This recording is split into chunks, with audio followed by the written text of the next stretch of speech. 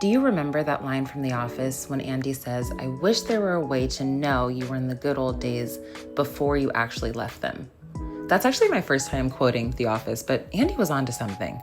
A few years ago, I did one of those future me exercises where you visualize just an average good day as your ideal future self. At the time, I just decided to give up fighting for my life in Los Angeles because it was fighting me back, and I was planning on moving back to my mom's house in Pennsylvania. So needless to say, I needed a vision of my future self to latch on to.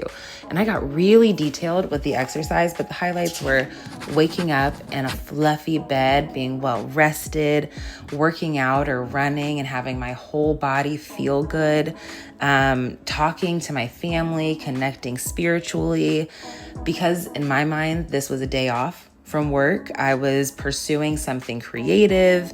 A glass of wine was definitely worked in somewhere in there. A man was penciled in, but with stipulations. There were a lot of parentheses work in that section.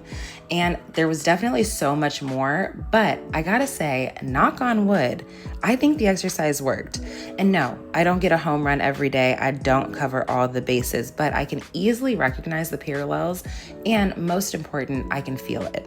But something I hadn't accounted for in the visualization is the world around me, and rightfully so, because it's a very internally focused exercise. I assumed my future self would be existing in a predictable time capsule of sorts, like I would evolve, but the environment wouldn't. And obviously that was wrong. Because while I was creating this new reality, a genocide was brewing, America fell into authoritarianism, technology began running people were really killing the planet, and that's just scratching the surface. So now I'm contending with the fact that my ideal future me, or actually current self, is not existing in her ideal future world. And what does that even mean? It means that on days like today that are arguably great for me, that tick a lot of the boxes, even as I'm recording it and looking back at the moments, it still feels like a visualization. So I think the natural progression here is to consider what future world I want to be living in and then start creating that, right? Same practice. It can work in many different applications. However, the thought of fixing this world makes my butthole tight. I think that's a part of why all of us are in this situation, because we've just been hoping that things will get better as they decline and decline and decline and decline. And even so, let's say the world becomes more ideal. By then, the version of me will need another upgrade. You see what I'm saying? When are the good old days supposed to be kicking in? I feel like it's just the good enough days. And it's just not. Nonetheless, here we are on a good enough day. So join me as we suppress our sorrows together and go to the flower market.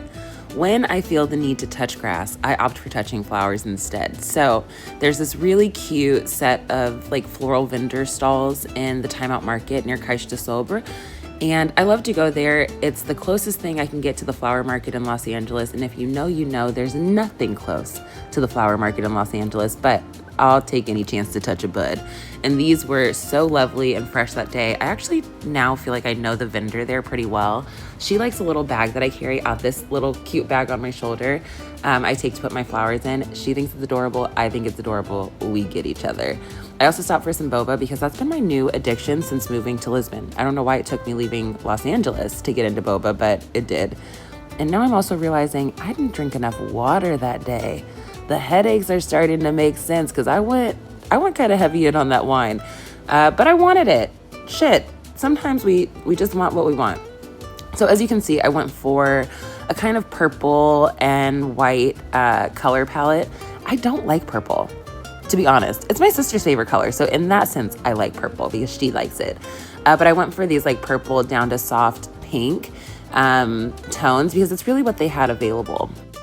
I also think it's a nice color palette to ease into fall before the orange and dark browns and everything else take over, which I love, but I just like to latch on to summer for as long as possible. And these are so textural. One of my favorite things in shopping for flowers is finding really distinct textures because that makes it feel alive to me. I did 3 arrangements, one in this kind of clay, not terracotta, but I guess the standard clay vase that I found at a store nearby. And then I did a second in this really tall, fun, purple cactus vase. It is something very unique to me. I usually would not find something like this, but I saw her and was like, oh, we are destined to be. And the flowers were a perfect fit. sometimes things just thing, and they come together. And then I have another vase that I bought that was way more expensive than I was thinking. Like, I went to the counter, I thought it was €5, turns out it was €25, but then I felt a little too embarrassed to take it back, so I bought it. But I didn't like the bottom of it. It actually needed to be painted or just something, some kind of color or vision added to it. So I put this goldenrod paint on, and now she is cute. Oh, and I splattered a little bit of fuchsia too, but I don't know, I may redo that. I really like how they turned out, and I really liked how they helped my brain, because as you can hear from the beginning of this, I'm spiraling every single day, and I'm trying to stay active in being a good global citizen and doing things to help support people who need support right now. But sometimes it's just, it weighs on you. And instead of just spiraling solo, I think having some sort of activity, creative outlet, something to just keep you fresh for the fight is really necessary. And I'm really grateful for days like this that are the good enoughs. And if you have other ideas of what we can be doing to help one another more, let me know. That's it for me. Until next time, ciao.